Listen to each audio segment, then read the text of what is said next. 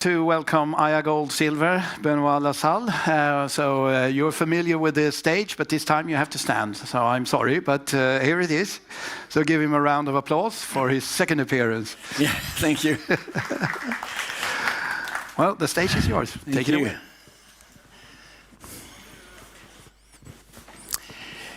Thank you. Let me take you to a trip into Morocco. I know you're all familiar. It's not far. It's one of the greatest countries to visit, but it's for sure one of the greatest countries for geology. We produce silver, beautiful silver like this, pure native silver. It's not a mine where you have lead, zinc, copper, and a little bit of silver. It's a pure silver mine. They're rare. There's 2 of them in Morocco, maybe just 2 in the world. And it's native silver. Leaches very, very well. 92 to 94% recoveries. Most of the silver mines are in the 65 to 70. It's very unique, it's very rare, and it's pure.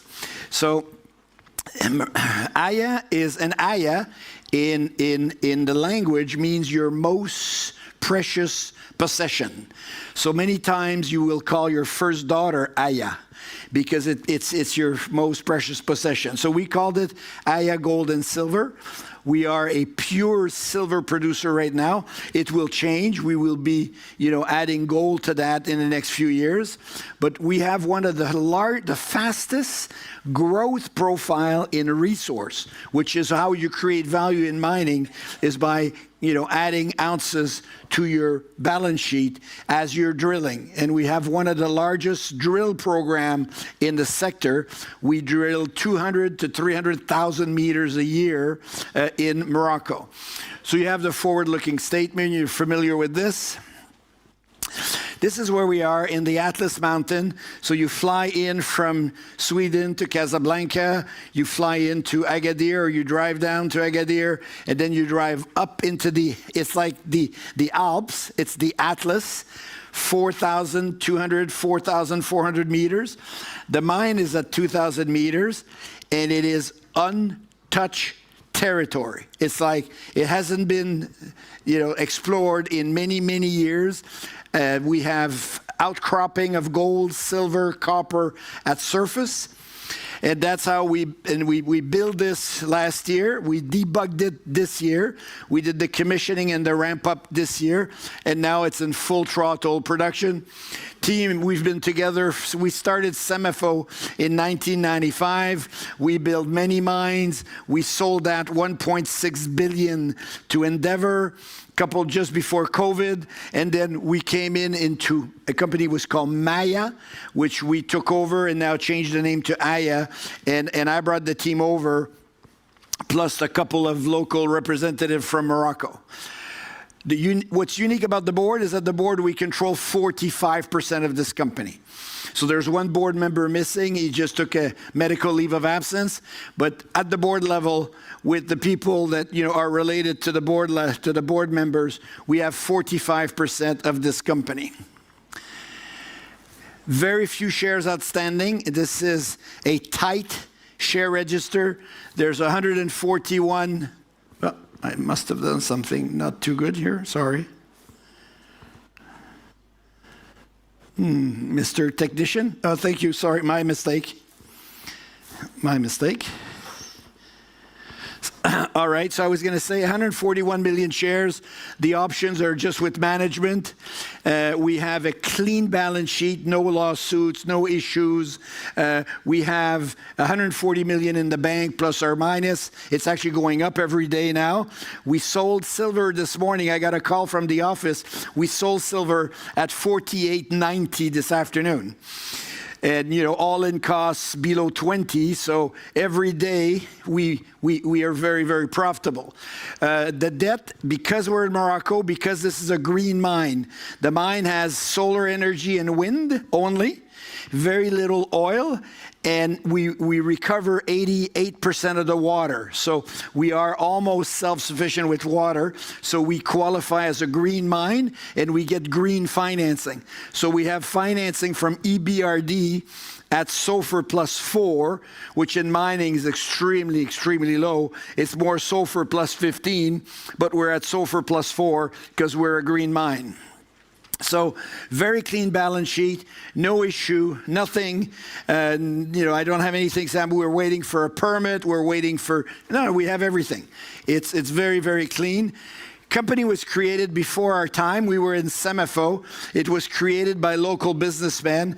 They bought the assets from the government. And they ran it for 10 years. And then we came in, the whole team. We took over and we started what very people have the guts to do is spend millions and tens of millions in drilling. And we started drilling 100,000 meters, 200,000 meters. Next year, 300,000 meters. And when you do this, you increase your ounces in the ground. So we are a pure play silver, as we mentioned. Here you see, this is us. So it's only silver. And our revenue for 2025, 2026, 2027, 2028 will be only silver. And in 2029, we're going to add to that gold and silver. And we will quadruple our revenue by that time coming from our second mine. Morocco, I've built mines all over Africa, in Canada, in China. I can tell you, best place in the world to build mine, but best place in the world also to operate. And it's way more than the tagine and the couscous. It's really, people are there, they're educated, they have a major mining industry. But the real thing is permitting. How many people you will see today and tomorrow are waiting for a permit, an environmental permit, a construction permit? There, you get permitted on a PEA study, and once you're permitted, one permit, you're permitted for life. So you have to renew it every 10 years. It's an automatic process. So I really believe that Morocco is one of the top 5, maybe top 2 jurisdiction in the world. Permitting is quick, people are there, and you can operate a mine with less than 1% expats. The mining code is super interesting. You have it here. You have a royalty of 3%. Africa is now 9%. You have a tax rate between 20 and 32%. You have no free carried interest. The government doesn't keep free carried interest. You have ownership, foreign ownerships permitted, repatriation profits permitted, and permitting is a couple of weeks or months if it's a mining permit, but it's very, very quick. So where else in the world do you have something like this? I mean, I'm not aware, and we've built mines all over the planet. What's interesting, if I told you, let's go to Ghana in 1800, before it's called the Gold Coast, and we have the whole Ashanti Trail to ourselves, where you have all these mines. Or when I went to Burkina Faso in 1995, and there were no mines discovered, and we discovered the Houndé Belt, and now there's like 15 mines on the Houndé Belt. Well, in Morocco, when we arrived, nobody had done work on the belt here. It's called the Atlas Fault. It's 1,600 kilometers long, a beautiful geological structure. Nobody has worked there.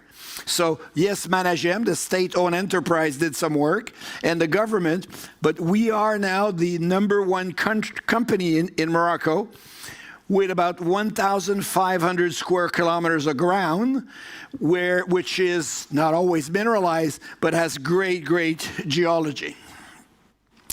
And why we've done so well, if you became a shareholder with us in 2000 or 2001, you came in at $1 like Nisei did and bought millions of shares, and he was a shareholder in SEMAFO, is we had not a lot of shares outstanding and not a lot of ounces to back it up.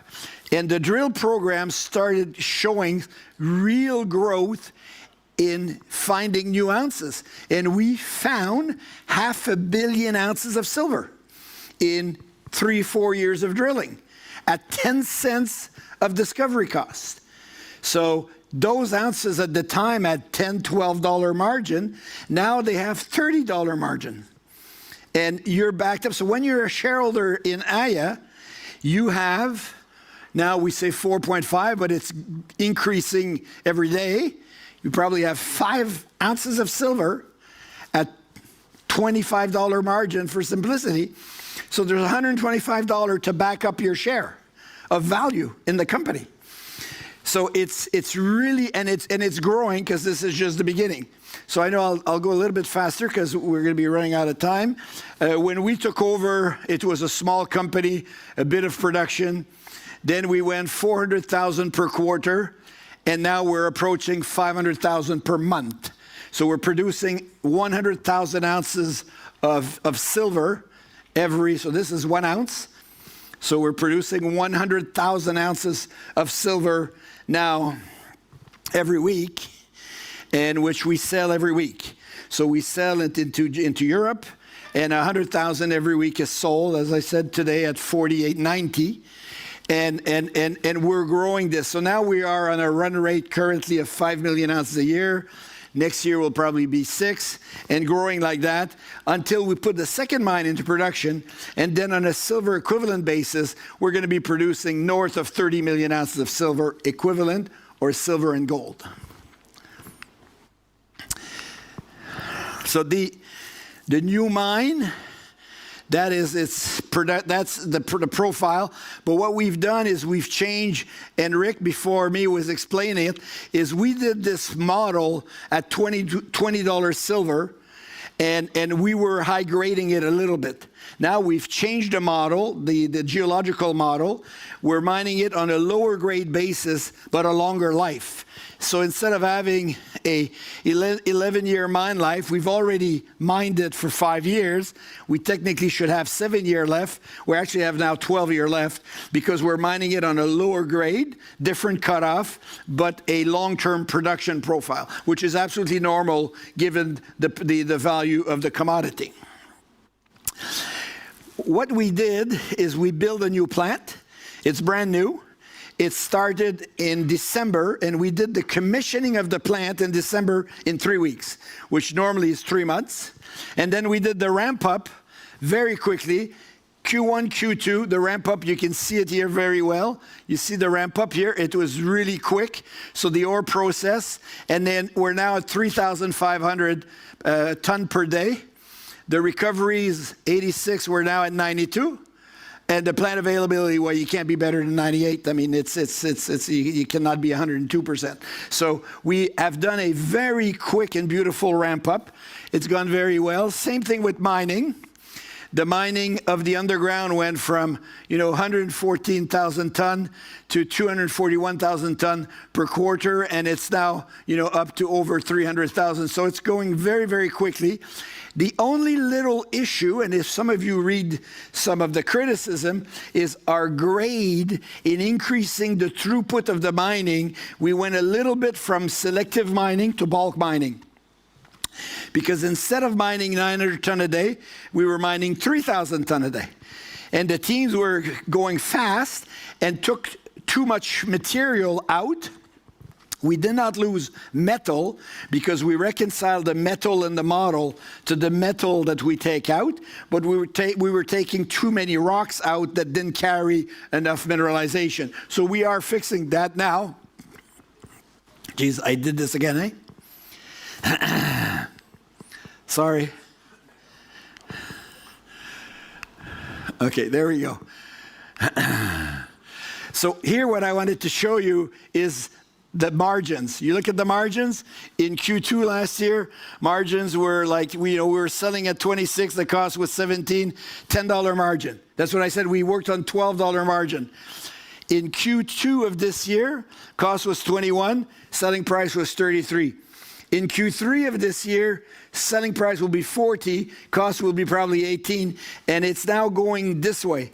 Costs are coming down in the commissioning because you're finished your commissioning, so your costs are coming down, and your selling price now is going up very, very quickly. So we're going to be seeing here margin expansion, profitability expansion, cash flow expansion very, very quickly.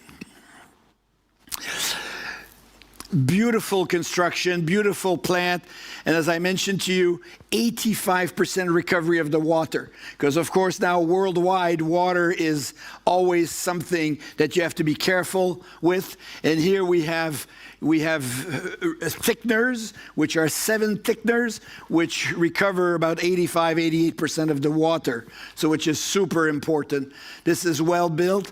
Our guidance for the year was 5 million this year. That's where we're heading for. And our guidance for next year will be 6 million, which is where we're going to be heading for. And that mine at $48 silver like today, or 49, is a mine that will be producing between 150 and 180 million of cash flow next year. So we're fully funded to, of course, it's build. We can pay back the debt. The EBRD debt is payable over 4 years, 25 million. Our G&A is 7 million. So we have all the money to complete what we need to do. But really, the upsize here is above the production. It's really the exploration, which I will take you through. So we have 2 districts. We have the Zgounder district, which is over here, where we have 700 square kilometers, and we have the Boumadine district, where we have 800 square kilometers. So if you're in Canada and you have ground like that, there's 50 companies working with 5x5, 10x10. We're by ourselves. We have no neighbors. We have all the ground in Zgounder, we have all the ground at Boumadine, and we just keep doing the exploration. So when we started, the Romans had discovered this mine 2,000 years ago, and they were mining this. And they had walked, and they were mining the top. And for 2,000 years, they were mining a little bit of silver. The coins in Morocco that go back 1,000 years came from this mine. When we arrived with new technology, we said, let's do geophysics, geochem, satellite imagery, spectral. Let's bring technology in. And we discovered that the deposit was going all the way down to the granite, which is 25 million years older. And so there was a geological trap. The fluid stayed in place. It is 700 meter deep. It is 1.4 kilometer long, and it's 20 to 40 meter thick, like a loaf of bread. And here there's a fault. So there's half the baguette missing. So our job is to find out, did it pushed over? Is it lower? Did it go east? Did it go west? And we're doing that. We're looking for it. And now we think that it was pushed down following the granite, and it's probably somewhere over here. So we're looking for this. Same thing at the other end. We're looking for another piece that could be missing. Now, all of that, so this is the pit, this is the deposit, and now we think that the deposit has been pushed this way. But all of this is this. And all of that is our ground, and this is work that we are doing where we're finding the proper rock. So what we did is we took all the data, all of it, geochem, geophysics, spectral, name it, millions of pieces of information, and we gave this to AI. And we said, AI, take this, where we have a deposit, what is it that what's the signature? Is it sand? Is it a flower? Is it a chemical that you have in the data? And tell us where we have the same signature. So AI is identifying where, so it's like putting 10 geo in a room for 100 years. And they do all the data, they review all the data, and they tell you where you have the same signature. And then you go and you do the work, you do the drilling, and you try to find another of those. And so we take each section, and we work through each section, and we decide where we're going to be drilling next. So this is what we do with technology, which is very, very quick and very fast. So this is our small asset. It's in production. It'll generate 150, 180 million next year. But the next asset is much, much bigger. It's called Boumadine, and in the language, Boumadine is the father of all deposits. So it's the biggest deposit that was identified over the last 2,000 years. It's over here. Same thing, we have 800 square kilometers. We arrived there. This was in the company. It was purchased by the previous CEO. We arrive and we say, okay, this is interesting. The Portuguese had been mining this for a number of years up here. They were mining up here. They had no clue what they were mining, but they were mining. They didn't take the gold, didn't take the silver, took the lead and the zinc, stockpiled the gold and the silver, still there. And we brought geophysics to understand that the blue is an intrusion of fluids that push the fluid against the wall, and we started drilling it to realize that it's a slab of concrete, 6 kilometer long, 5 meter wide, 600 meter deep, perfectly mineralized. So we did 200,000 meters of drilling, and we came up with 450 million ounces of silver or 5 million ounces of gold at 5 gram gold or 450 grams silver in equivalent. That was at the end of 2024. We've now added 200,000 meters of drilling in 2025, which we will do the update in February next year. So the PEA that's coming out in 3 weeks is based on, it's a base case on 450 million ounces of silver. So what we did, only in Morocco you can do this. In Morocco we said, we went to the government and to our people, and we said, has anybody walked the ground? Like just walking the ground to see what's on the ground, because we see copper, we see pyrite, we see silver, and nobody had walked the ground. We have 250 people in geology at Boumadine. We said, everybody in their trucks. Everybody takes 2 weeks. You walk every square meter of 40 kilometer by 40 kilometer. Send us what you find. It was one structure after the other, one structure after the other. We went to the government. We said, you know what? Would you let us do geophysics on 40 kilometer by 40 kilometer? But we don't own the ground. But would you let us fly the helicopter and do all the work? Absolutely. Only Morocco can say yes to that in the world. They said yes. So we did it. Bang. Head Geo calls me, says we were drilling in the wrong spot. I said, David, you have 500 million ounces of silver. It was the wrong spot. I said, okay, how is that possible? He said, look at the structures. What we drilled was this here, that one here. Oops, sorry, it's hard to. We drilled this. He said, look at this. Look at this. Look at the south. It's the same geophysics, same material, same thing, and it's all aligned with what we saw on the ground. And we've announced recently here a 9 kilometer structure just over here. We've announced a 9 kilometer gold structure here, which is mainly gold and copper. Here it's gold and silver.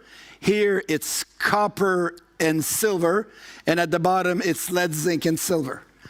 Here in Canada, there's 100 companies working on this. There's nobody else but us. We're by ourselves. So we will be putting out in 2 weeks, 3 weeks, the feasibility just on this here, just on this. And all these little boxes that you see are all mining permits. So if we want to build today, we could start building today. They're all mining permits. We can start, and we will show you that this small project is going to be a very, very large silver and gold producer. Morocco, the cost of construction, and if you've been to Marrakech or you've been to Casablanca, you see how great the construction is. The cost of construction in Morocco is 1/3 the cost of construction anywhere else around the world. And so we built that first mine, Zgounder, for 140 million, which would cost in North America 400 to 500 million. So it is a very unique project. We do a lot of work. We do a lot of drilling. We have a very big team. And the geophysics is really showing us where the structures are. And we're using geophysics, geochem, satellite imagery. As I said, we have 20 drills turning, or we will have, because they're not all there yet. We will have 20 drills turning. We'll do 200,000 meters this year, 300,000 meters next year of drilling.